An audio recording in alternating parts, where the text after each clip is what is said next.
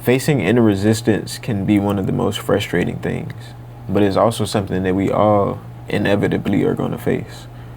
All this happening when we have inner resistance is one part of us wants to move while the other part doesn't want to move. And the part that isn't trying to move can be doing that for various reasons. But most probably, it's your nervous system not wanting to move forward because whatever direction that you're going to move into is perceiving it as dangerous. And that's the reason why we tend to face so much resistance in life. When we do our normal daily tasks, we typically don't face too much resistance because this is just, normal for us. All of the different things that we do, going to work, talking to your friends, complaining, all of these things tend to just come so easily because this is what we typically do. But anytime we attempt to reach a little bit higher, just try to go past that threshold that we typically just ease up at, what tends to happen is a part of us feels like it's going to die inside. That part of you that is just cool with being small and dealing with the status quo how it is without ever challenging it, that version of you feels like it's going to die. And it being an entity in itself, it doesn't want to just, allow you to kill it.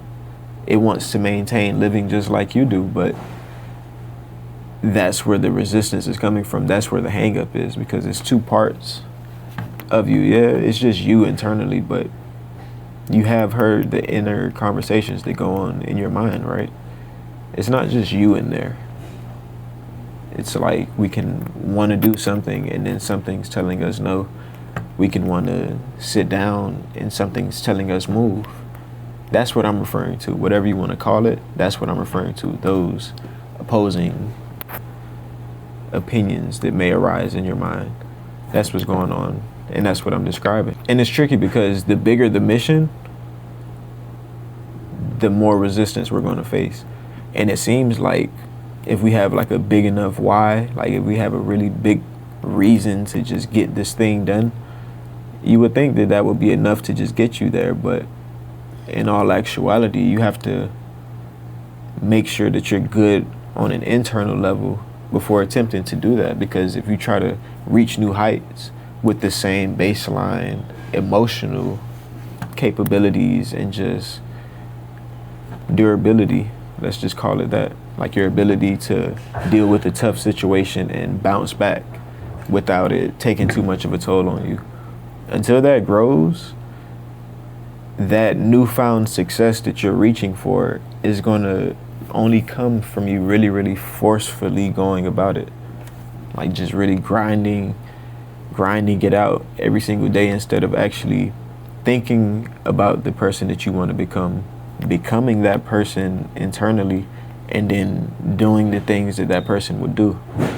This is the method of doing things that allows you to move without the resistance, because you'll be doing things that are in line with who you actually are instead of who you're trying to be, while you're still maintaining a different emotional level, still thinking different thoughts, and still behaving in a way that doesn't reflect the goal that you want to reach.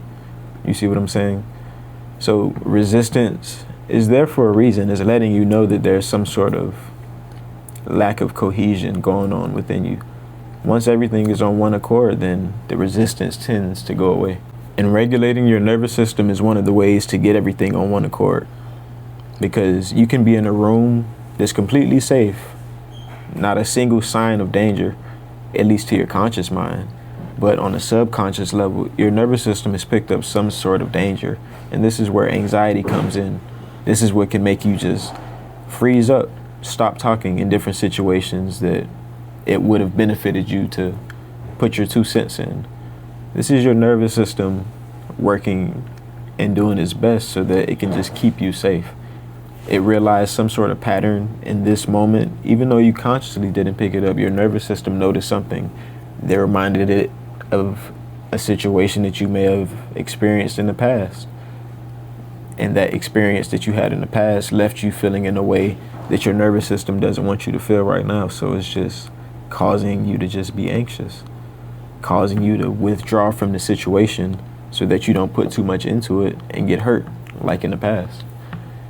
But we can breathe through these things. We can learn to regulate ourselves so that we aren't just falling victim to whatever our nervous system feels like is best for us in the moment. That can be pretty frustrating. Intentional breathing and intentionally thinking positive thoughts are some of the ways that you can really shift yourself out of whatever negative state, any deep form of resistance, all of those sorts of things. You can shift out of that. Deep breaths, deep diaphragmatic breaths. When you're breathing, you shouldn't see your chest moving up and down. You should see your belly moving in and out. This is how you know that you're breathing from your diaphragm.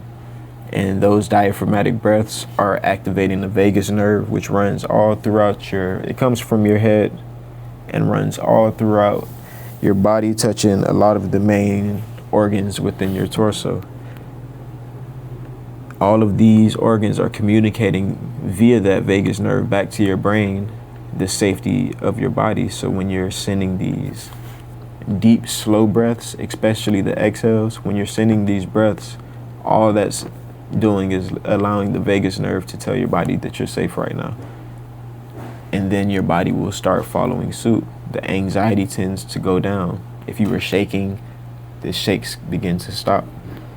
If you had the sweats, maybe you were too nervous, if you were stuttering, all of these things can cease. They don't just have to continue just because you're there. They can stop once you get yourself to a point where, you're just not so dysregulated anymore. Rewiring your brain and regulating your nervous system are some of the most important things that we can do in this life. And if that sounds like something that you might like to do, check out the link in my description. I wrote a PDF called Rewire and Regulate, and I also built an app that's attached to it.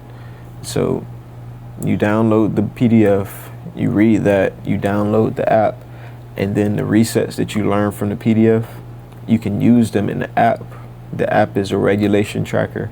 You can track your regulation over time and see what things triggered you, what things caused the biggest shift, like which resets from the book caused the biggest shift. Like say you were at like a 9 stress level, which one brought you down to a 3 or a 2 the fastest. You can really see this over time just by using the app. So if that sounds interesting for you, go ahead and check that out in my description. But I'll see you guys next time. I'm Brad, and this is LGT and Performance, where we get your mind and your body right so you can go and get your money right.